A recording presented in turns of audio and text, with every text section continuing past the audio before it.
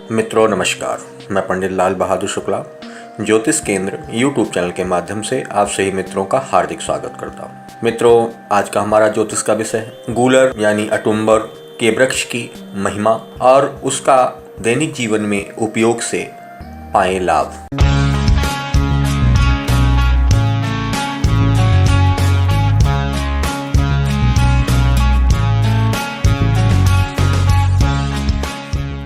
जैसा कि मित्रों, मैंने गूलर यानी कि उसको अटुम्बर भी कहा जाता है, अदुम्बर या अटुम्बर कहा जाता है, इसके विषय में ज्योतिष तथा शास्त्र संबंधी उपयोग के बारे में आप लोगों को एक गुप्त उपयोग के द्वारा जीवन में सुख प्राप्ति के योग को बताने जा रहा हूँ। गूलर क्या होता है? गूलर एक वृक्ष है जिसकी महिमा का शास्त्र में तथा कई लोक रीतियों में बड़ा वर्णन मिलता है। संसार में सभी वृक्ष ऐसे होते हैं जो कि फूल देते हैं, उसके बाद फल देते हैं, लेकिन गूलर आप प्रत्यक्ष तौर से फूल नहीं देता, केवल फल देता है, जिसमें कहा जाता है कि सामने गूलर की प्रक्रिया जो होती है बिना फूल के फल देने वाली होती है, क्योंकि इसके वृक्ष को कहा गया है कि जब स्वयं नरसिंह भगवान ने हिरण्याकश्यप का वध किया, अपने नाखूनों से उनके सीने को चीरकर उनका रक्तपान कर दिया, उनके सीने को चीर दिया दहलीज पर लिटाकर अपनी पैरों पर। उस समय श्री नरसिंह भगवान के हाथों में हिरण्याकश्यप के रक्त के द्वारा तथा उसके पापों के जीवन में हुए अनेक पाप के द्वारा भगवान के हाथों में जलन प्रारंभ हो गई, अर्थात उनको जलन महसूस होने लगी जिस हाथों से उन्होंने उसका सीना फाड़कर उनका रक्त बहाया। तब नरसिंह भगवान ने अपने हाथों के जलन को, कष्ट को दूर करने के लिए, जलन जो हो रही थी उसको दूर करने के लिए अपने हाथों को ले जाकर के गूलर के वृक्ष के, क्योंकि उस समय उनके नुकीले नाखून थे, गूलर के पेड़ में अपने हाथों को अंदर नाखूनों को डालकर और अपने हाथ को शीतलता प्रदान की, ठंडक प्रदान किया। क्योंकि गूलर एक ऐसा वृक्ष है जिसके अंदर दूध की मात्रा पेड़ में अत्यधिक होती है, जिसका अगर पत्ता तोड़ा जाए या उस पर किसी वस्तु से चोट की जाए तो उसमें से सफ़ेद रंग का दूध निकलता है, जो कि बड़ा ठंडा और बड़ा उपयुक्त होता है, जिसमें गोल गोल से फल लगते हैं। जब भगवान नरसिंह ने उसके वृक्ष के अंदर, गूलर के अदुम्बर के वृक्ष के अंदर अपने हाथ डाल दी तो त्राही माम करके जो गूलर के वृक्ष से थे वृक्षराज, वो प्रकट हुए और बोले, परमात्मा, आपने तो अपने हाथों को ठंडक देने के लिए मेरे इस वृक्ष में अपने हाथों को शांति दे ली, लेकिन मुझे कौन शांत करेगा, क्योंकि हिरण्याकश्यप के किए गए पाप मेरे अंदर सम्मोहित हो गए। तब भगवान ने कहा कि हाँ, मैंने अपने हाथों की पीड़ा के जलन को शांत करने के लिए आपके वृक्ष का उपयोग किया, लेकिन हे वृक्षराज, आप परेशान ना हो। जीवन में मैं आपको कुछ आशीर्वादों के द्वारा आपके जीवन को पृथ्वी लोक पर उपयोगिता के लिए आपको अनेक आशीर्वाद देता हूँ। तब गूलर के वृक्ष ने, अदुम्बर के वृक्ष ने कहा, महाराज, अब तो मेरी प्रजनन क्रिया अर्थात मेरे में फूल नहीं लगेंगे तो फल कहाँ से आएंगे।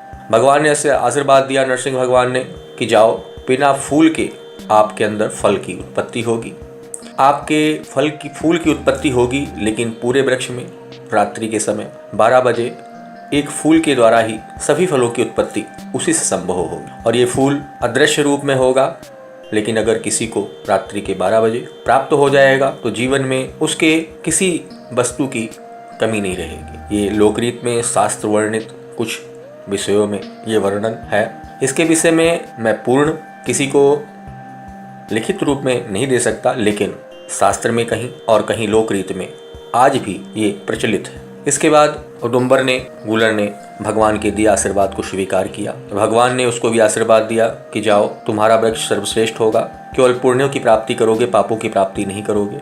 अगर कोई मृत आत्मा, मृत शरीर जब आपके वृक्ष के नीचे से गुजरेगा तो उसके किए गए जो पुण्य कार्य होंगे वो आप में सम्मोहित हो जाएंगे, और उसके आपके अंदर जो भी पाप विकसित हुए हैं वो उसके अंदर चले जाएंगे। इसीलिए आज भी लोकरीत के अनुसार गूलर के वृक्ष के नीचे से किसी की अंतिम संस्कार यात्रा जाते समय गूलर के वृक्ष से नहीं ले जाते। इस प्रकार अनेक आशीर्वादों से युक्त होकर, अनेक गुणों से युक्त होकर अदुम्बर को भगवान ने आशीर्वाद प्रदान किया, पुत्र, धन, संपत्ति इत्यादि से युक्तों से दैनिक जीवन में उपयोग के लिए गूलर के वृक्ष को भगवान ने आशीर्वाद दिया। इसीलिए मैंने इस कथा के माध्यम के द्वारा, शास्त्र माध्यम के द्वारा आप सभी मित्रों को, भाइयों को, बहनों को इसके विषय में, इसकी उपयुक्तता के बारे में सर्वप्रथम मैंने बताया। अब मित्रों इसकी उपयोगिता किस प्रकार किया जा सकता है इस वृक्ष की, उसके विषय में बताने जा रहा हूँ। ये वृक्ष प्रायः सभी जगह नहीं प्राप्त होते।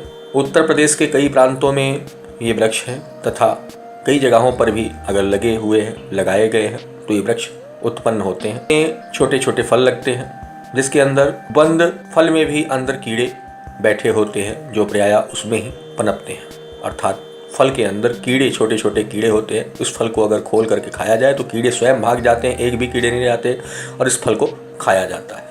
इसको पशु भी खाते हैं और मनुष्य भी खाते हैं। अब इसकी उपयोगिता की बात करते हैं। इसकी जड़ को कपड़े में लपेटकर जड़ को निकाल दिया जाए, पहले एक दिन पहले निमंत्रण दिया जाए, जा करके इस कार्य को अगर सोमवार के दिन, एतवार के दिन जा करके निमंत्रण दिया जाए और सोमवार को लाया जाए, शुक्ल पक्ष के सोमवार को, तो उत्तम है।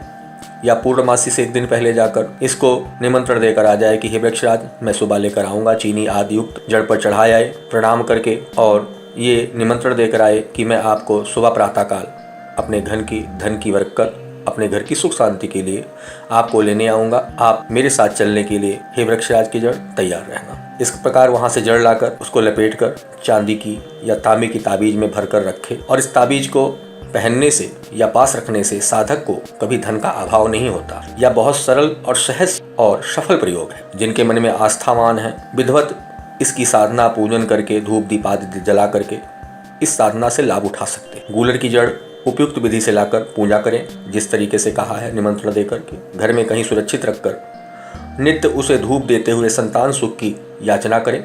इससे संतान की प्राप्ति भी होती है। कृष्ण पूजा और मंत्र का जाप आवश्यक है। इस प्रकार संतान सुख अवश्य प्राप्त होता है। रवि पुष्प योग में गूलर की जड़ लाने से, उदुम्बर की जड़ लाने से इसकी पूजा करें। उसके बाद इसको चंदन की भांति घिस ले और इसका लेप अगर माथे पर लगाया जाए, ऐसा लेप लगाने से उस व्यक्ति में ऐसा प्रभाव उत्पन्न कर देता है चंदन लगाने से कि परिवार पड़ोस में सर्वत्र प्रशंसा और स्नेह का पात्र हो जाता है, मान सम्मान बढ़ता है। इस प्रकार उदुम्बर की गूलर की जड़ ला करके उसका पूजन करने से अनेक प्रकार के जीवन में सुख शांति और समृद्धि का योग बनता है। मित्रों, ये ज्योतिष विषय सामाजिक लोकरीत और जीवन में अनेक घटनाओं को सफलता देखते हुए शास्त्र के अनुसार प्रमाणित तो नहीं, लेकिन शास्त्रों में या लोकरीत में मैंने इसका अध्ययन किया, आप सभी लोगों के सामने इस विषय को रखा और इसकी सफलता को देखते हुए मैंने आप सभी मित्रों को, भाइयों और बहनों को इसको बताना उपयुक्त समझा। आपको हमारा बताया हुआ ज्योतिष विचार कैसा लगा? अगर आपको इसकी जड़ की आवश्यकता हो तो सिद्ध की हुई जड़ भी आप तक पहुंचाई जा सकती है। आप हमारे इस ज्योतिष विचार को नीचे दिए कमेंट बॉक्स में अपनी राय लिख सकते हैं या हमसे इसके बारे में विस्तृत जानकारी ले सकते हैं। आप नीचे दिए गए लाल बटन को सब्सक्राइब कर हमारे साथ जुड़कर ज्योतिष संबंधित आने वाले नए नए विचारों की जानकारी लेते रहें। मित्रों, नमस्कार।